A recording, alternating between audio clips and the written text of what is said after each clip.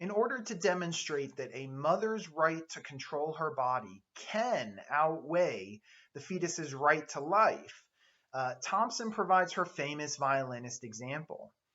In this example, we are asked to imagine that we are kidnapped and that we wake up one morning being held down in a bed, and we look over and we are connected to some stranger.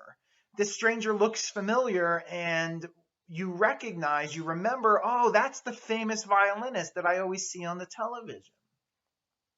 You come to discover that you've been kidnapped by the Music Lovers Society, and they tell you that this famous violinist, his life is in danger. He has a terminal illness, and they've found no way to cure this terminal illness except to hook him up to you. And they must do this because only you have the particular kind of blood type that is required in order to save the life of the famous violinist. Now, I know that this is a little bit outlandish of an example, but Thompson's using it to prove, I think, a substantial point. So notice a few things here. First of all, the famous violinist is someone who is valuable to society, right? He's producing beautiful music that many people in society love, and so many people in society value that being, value that person.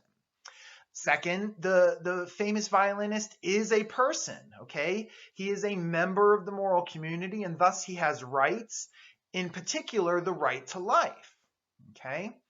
Notice also that if you unhook yourself from the famous violinist will die. Okay, so his life does depend on you and only you, because you're the only one who has this blood type. Now, notice your life is not at risk. Okay, sure, you have to sacrifice 9 months in bed being connected to this famous violinist while they do this blood transfusion. But really, your life is not at risk. So perhaps in terms of your rights, the most pertinent right that we should be concerned about is your right to control your own body. Okay? So the famous violinist has a right to life, and you have a right to control your own body. And the question is, are you morally permitted to unhook yourself from the famous violinist, thereby killing the violinist? And according to Judith Jarvis Thompson, you are morally permitted to unhook yourself, thereby killing the famous violinist. Yes, the famous violinist is a person with a right to life, and yes, the violinist is valued by society, but nonetheless, you are morally permitted to take actions that would lead to the death, the killing of that being. Why? Why is this morally permissible? According to Thompson, I believe her thinking is that you did not give permission for this violinist to be dependent on you. You never gave explicit consent that said, yes, I am willing to have the Music Lovers Society hook the violinist up to me for 9 months. I am willing to consent to this violinist being the life of this violinist being dependent on my body.